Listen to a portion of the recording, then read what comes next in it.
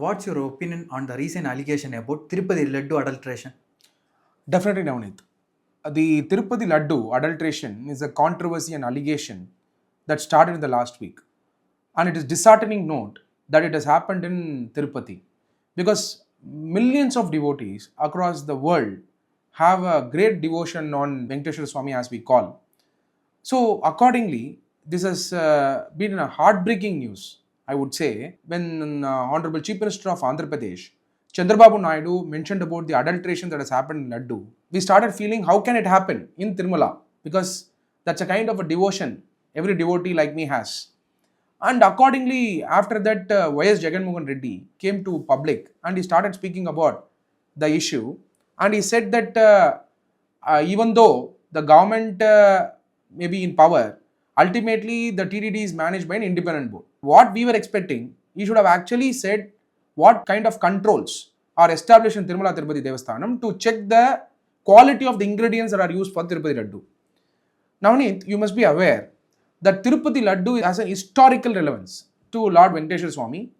It started way back in 2nd August 1715. It's an age-old practice where devotees, when they visit Tirupati, after visiting the Tirupati and waiting in the queue for hours to have the darshan of Lord Balaji, first generally when they come out from the queue, the small laddu will be provided, which was actually offered as an Naivedyam to Lord Venkateshwara Swami.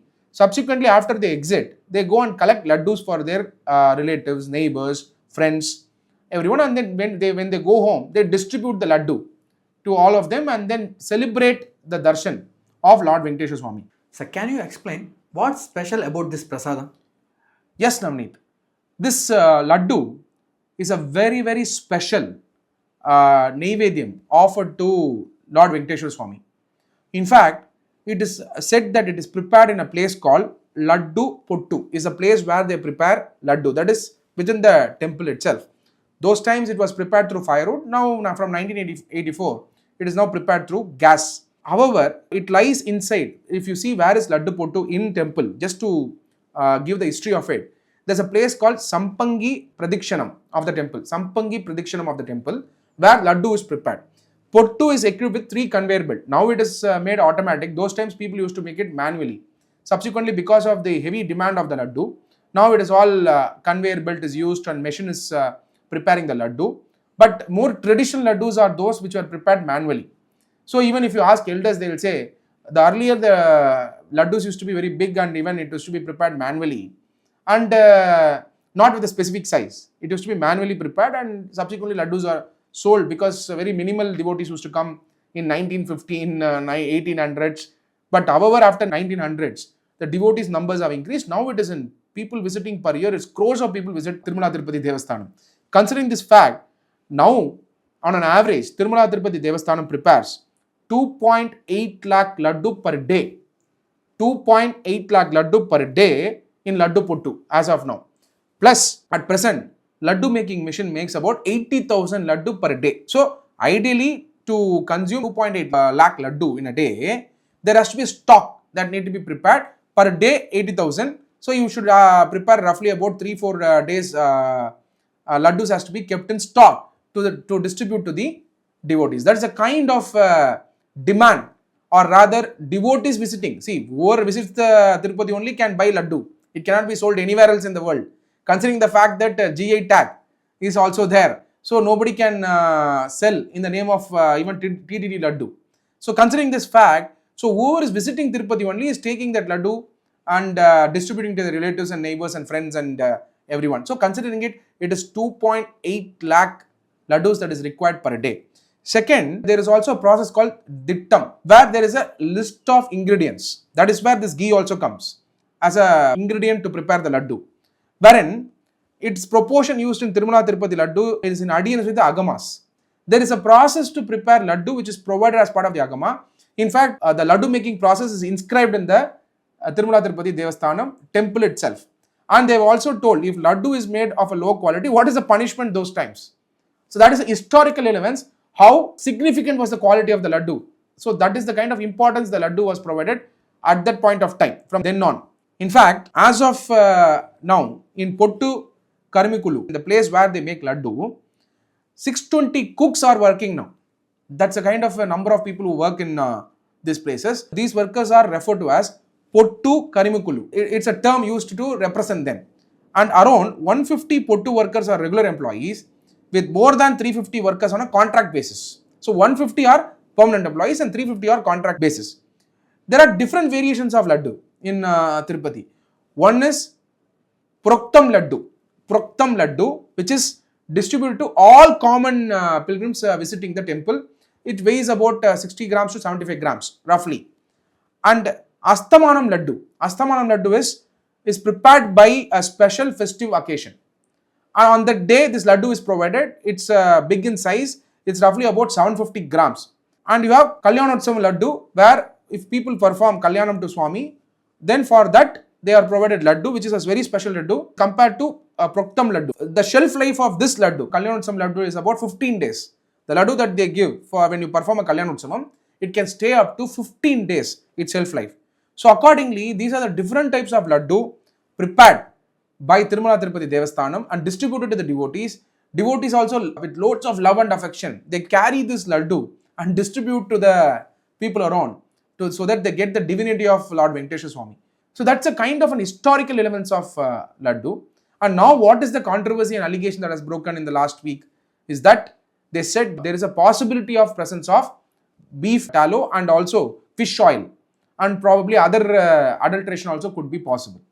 This is showing that in Tirumala Tirupati Devasthanam, when it is not about whether it is soya oil or a beef tallow or fish oil, definitely that should not be part of the adulteration, because it is a sanctity of the temple that got affected because of this adulteration. So Chandrababu Naidu, the current CM, came up with the allegation against the former CM Jagan Mohan Reddy. On the other hand, Jagan Mohan Reddy replied that Tirupati Devasthanam is an individual board. The government has no right in it. Is it right, sir? Navneet, every religion has a sanctity to the worship place. And especially places like Tirumala Tirupati Devasthanam, where masses come and pray to Lord Venkateswara Swami for fulfilling their wish. And that's a kind of a energy center where people come with all kind of their wish, placed before the holy feet of Lord Venkateswara Swami. And after the darshan, they get the laddu.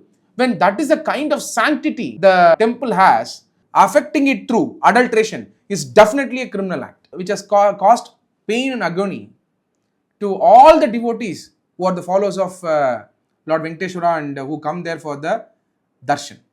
Believe me, presidents have come, prime ministers have come, and poorest of the poor, marginalized people, deprived, all segment of people come there. That's a kind of the power of Tirumala Tirupati Devasthanam. When that is a kind of attraction it has for the devotees around the world, then what would be the quality standards of the temple? That's very important to be observed. In fact, the quality standard should be kept at the highest possible level so that no pilferage happens, no adulteration happens, all the ingredients are of the high quality so that the sanctity of the temple is preserved, for which the government should have taken many steps and should have implemented standard operating procedure. Not only that, Navneet, as we discuss this issue, we should also understand from the Constitution of India, very, very important article. The Article 25 of the Constitution of India talks about right to freedom of religion. Right to freedom of religion. Article 25 talks about freedom of conscience and profession and practice and propagation of religion. In that, very important point to be noted, Article 25 clause 1 says, subject to public order, morality and health and to the other provisions of this part, all persons are equally entitled to freedom of conscience and the right freely to profess, practice and propagate religion. That is clause 1.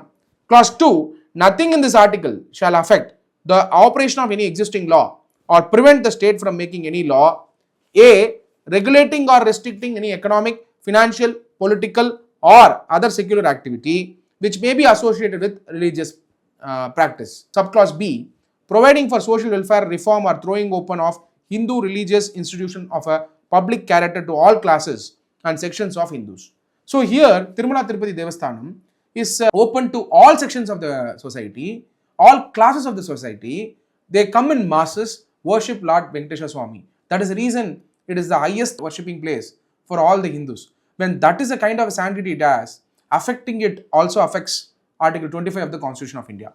Second, very, very important, the adulteration process that has been carried out by that AR Dairy, whichever company that supplied, entity which supplied ghee to Tirumala Tirupati Devasthanam, how they were selected is the first question. Who selected them is the second question. And if you are going to say that their tender is the lowest cost, then why did you choose low cost ghee? That too for the laddu that is offered as a naivedyam to Lord Venkateshwara Swami.